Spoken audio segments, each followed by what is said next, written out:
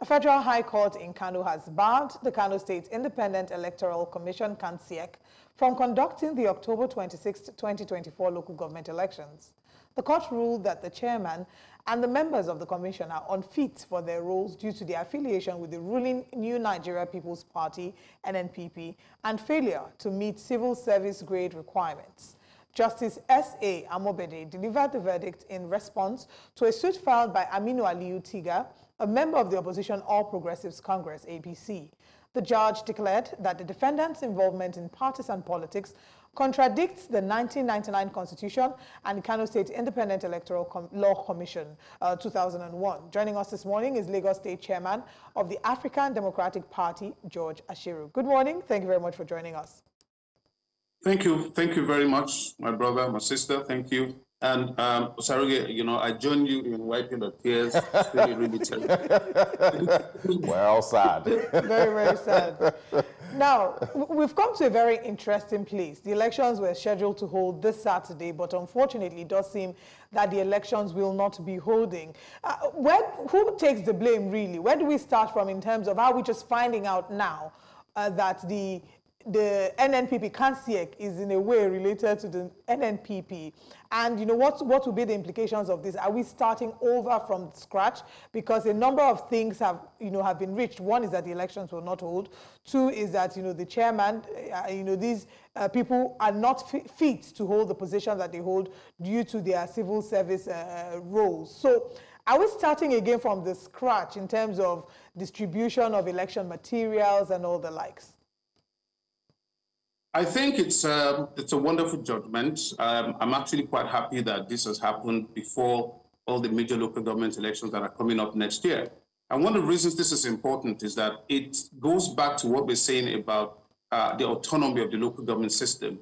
The fact that possibly state governors have to decide who will be chairman of the various state electoral commissions, independent they claim, that itself is already a challenge.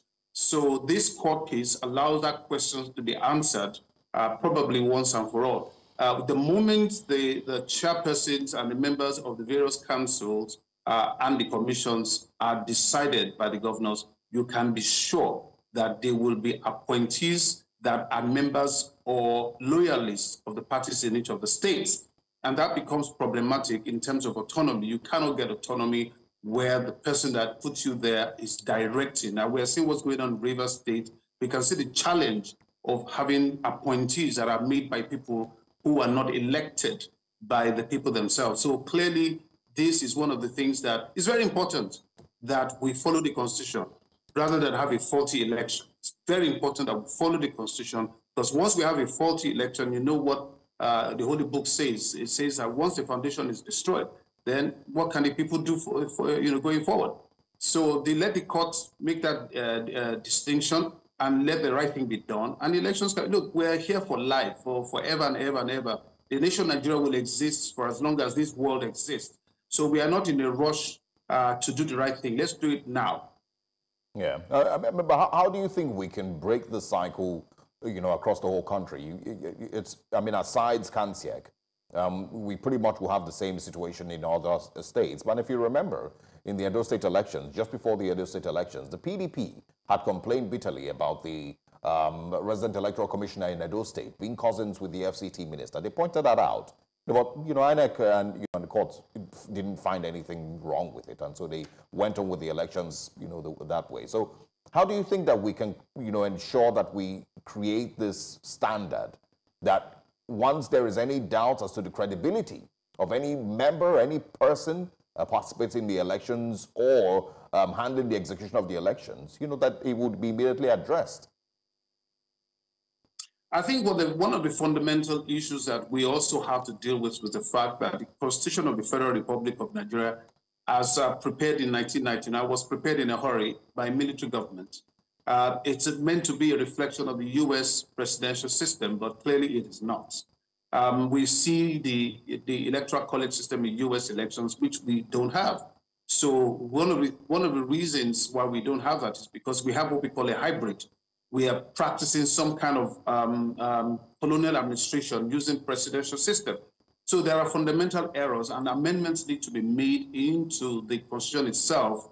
And it will now reflect further, some of these basic issues. One of the fundamental reasons why we have a faulty democracy in Nigeria is because we still practice a system where all power comes from the very top. And so no one is able to therefore address impunity because you are appointed by the same person that other people are asking you to address an issue that concerns them.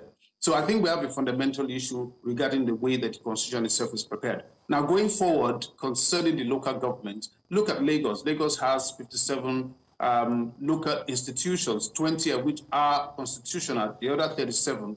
Nothing has been done to address it in over 20 years that they were instituted in Lagos. Nothing has been done to either make them functioning local government, nor,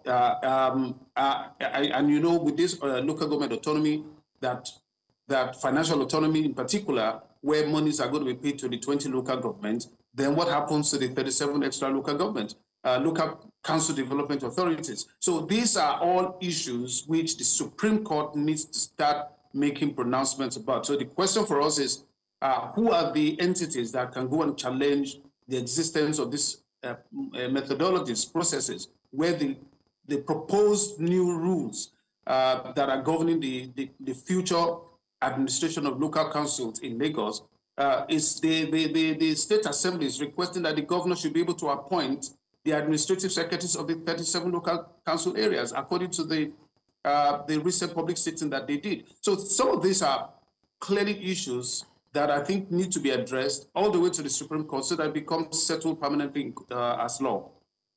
All right, I'm going to read an excerpt from the ruling because, part of the conversation was the Secretary of KANSIEC not being eligible to the position. It says, Kabir Zakirai, not being an officer in the Kano State Civil Service, not below the rank of director, before he was appointed Secretary of the Commission, is not qualified to be appointed to the position under Section 14 of the Kano State Independent Commission, Electoral Commission Law 2001. Having read that part of his ruling, I think the question now is, where should the blame be again? Because how did he even get appointed in the first place? And why did we have to wait until elections were just a few days away, or let's say a few weeks away, before we can then now have this matter being brought up? So how can we get to the point where if the person is not meeting the eligibility standards, they're not even appointed in the first place? Well, I think we already have some aberrations in that a lot of state governors have imposed individuals in the civil service by not, they haven't gone through the process of the proper recruitment methodology in the civil service, which is you come in through level 8 or level 9, depending on your qualification, and then you grow up the system. So we have seen in many states, Lagos State included, where people have been taken from the private sector and then inserted as level 15, level 14, level 16 officers. And they didn't go through the process. So it then begets the question, what is the motive behind the governors imposing people from the private sector straight to the top of the civil service, whereas career officers who are being trained and prepared and knowledgeable about the policies of government exist in those places? And this exists in all the 36 states, I can assure you.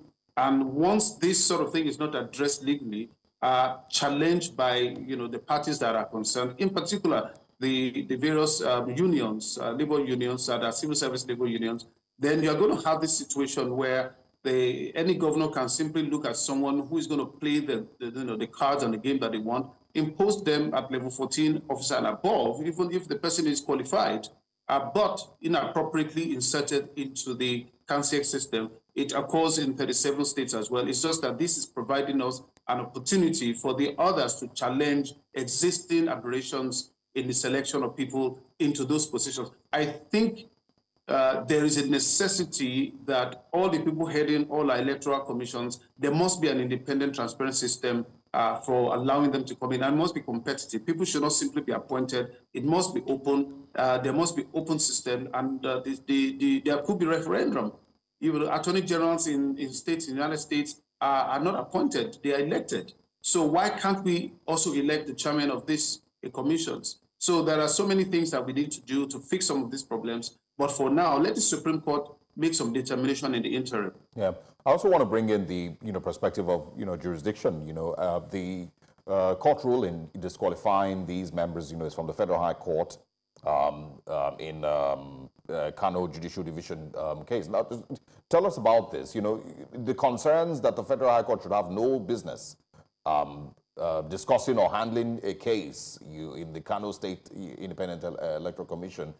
Is there a point to be made there? And of course, that these things could be occurring because of interest from the federal government and other players in what happens in Kano State. Well, Kano State has been embroiled in a lot of interesting legal issues of recent. Remember the issue of the emirship, where there have been discordant pronouncements by various courts, including federal courts, and in what should be a local issue. I do think that, not being a legal entity myself and a lawyer, I would be very careful to make my own opinion. But I would think also that since these are things that are connected directly with the state, then the state judiciary should be able to handle it. And it's only when it has reached the highest level of the state judiciary and there is no way forward, then you can then say, okay, look, the federal constitution itself is impacted. And if it's impacted, then it should be handled by federal high courts. But I do think I agree that the state's judicial institutions have the first right to determine the legality or illegality of an action. Okay. George Ashiru, obvious we still have so much more work to be done as we continue to refine and modify and improve on our leadership recruitment process, federal, state, and local government level. But everyone is still trying to build some faith and some trust in the electoral process going forward. We'll see how things go. Thank you very much for joining us. Please encourage other members around you to please wipe their tears. Our senators will be fine. We'll continue to pray for them and see if we can raise more money. So we can raise more money for them, and improve on their monthly earnings. Thanks very much for joining us once again. Thank you very much.